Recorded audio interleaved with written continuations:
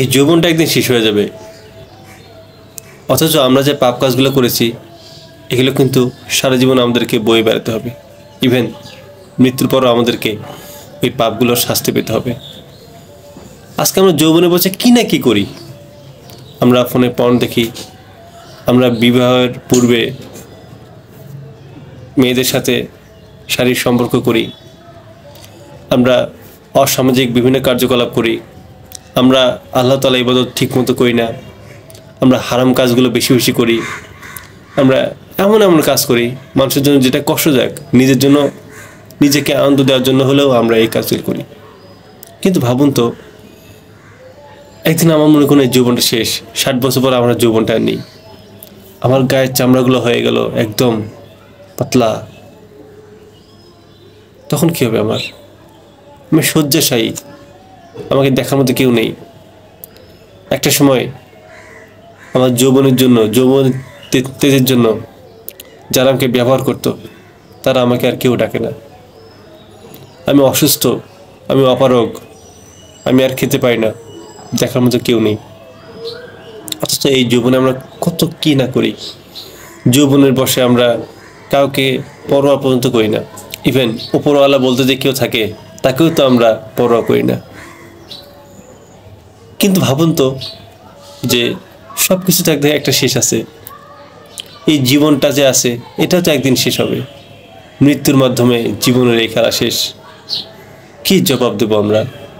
কী জবাব দেবেন আপনি? আজকে আমি আমার যৌবনে বসে কত পাপ কাজ করেছি, কত জঘন্য কাজ করেছি, আল্লাহ তুমি ক্ষমা করো। অথচ এখন আমার মনে হয় যে সেই পাপ কাজগুলোকে যদি একটু ভালো কাজ দিয়ে যদি পূরণ করতে পারতাম, যদি ওই পাপ কাজগুলো না করে অন্তত ভালো কাজ করতে না পেলেও যে চুপ করে থাকতাম। এই 2 হাত দিয়ে কত পাপ করেছি, এই মুখ দিয়ে মানুষের কত গালিগালাজ করেছি, এই দুই পা দিয়ে কত হারাম কাজে দিয়ে গেছি, এই শরীরে অঙ্গভঙ্গ দিয়ে, এই চোখ দিয়ে কত খারাপ কাজ দেখেছি করেছি। কি জবাব দেবো আল্লাহর কাছে?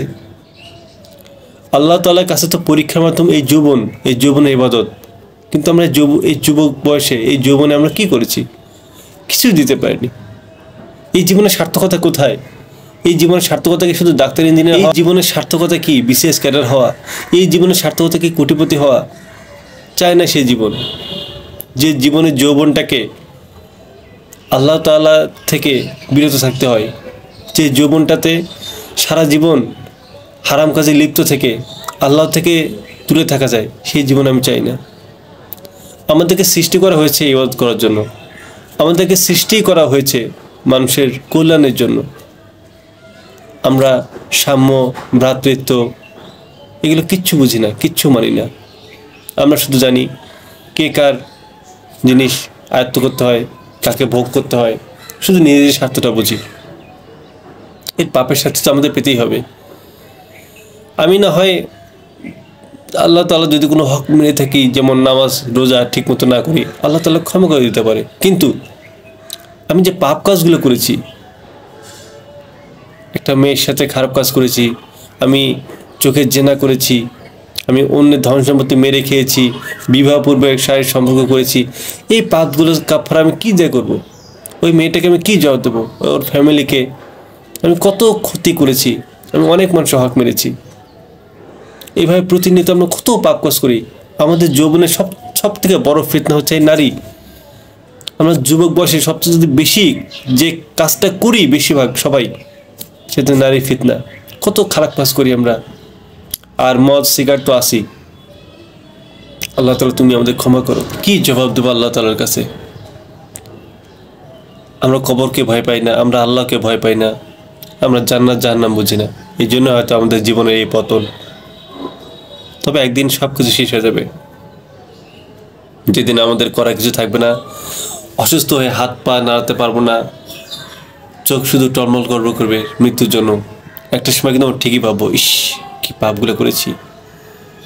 সেই পাপগুলো যদি না করতাম, আর একটু যদি আল্লাহ তাআলা ইবাদত করতাম, আর একটু যদি মানুষের জন্য কাজ করতে পারতাম, আর একটু যদি এই যৌবনটাকে আল্লাহর পথে, আল্লাহর রাস্তায় দিতে পারতাম, তাহলে হয়তো জীবনের সার্থকতা হতো।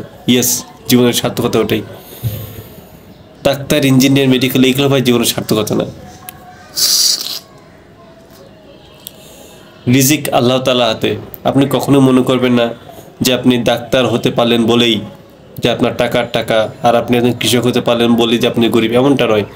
যদি আল্লাহ তাআলা আপনার রিজিকটাকে বৃদ্ধি করে দেয়, যদি আপনার রিজিকটা অনেক বৃদ্ধি করে দেয়, আপনি যেখানে থাকেন না কেন আল্লাহ তাআলা আপনার রিজিক বৃদ্ধি করে দেবে।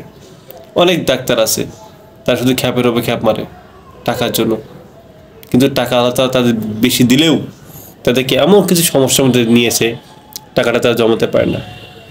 কিন্তু এমনও দরিদ্র মানুষ আছে তাদেরকে আল্লাহ তাআলা সুখে রাখছে, যে টাকা পায় ওখান থেকে মোটামুটি তারা ভালো জমা রাখে। সো রিজিকটা হচ্ছে আল্লাহ তাআলার হাতে। তাই শুধু রিজিকের পিছিয়ে না ছুটে আমরা আল্লাহ তাআলার কাছে মনোনিবেশ করি এবং আল্লাহ তাআলার কাছে প্রার্থনা করি, দেখবেন জীবনটা সত্যি অনেক সুন্দর হবে। এই যৌবনটাকে আমরা কাজে লাগাই, এই যৌবনটাকে আমরা আল্লাহ তাআলার জন্য আল্লাহর রাস্তায় আমরা ব্যয় করি, দেখবেন ইহকালে এবং পরকালে আমরা আমাদের সার্থকতা পাবো।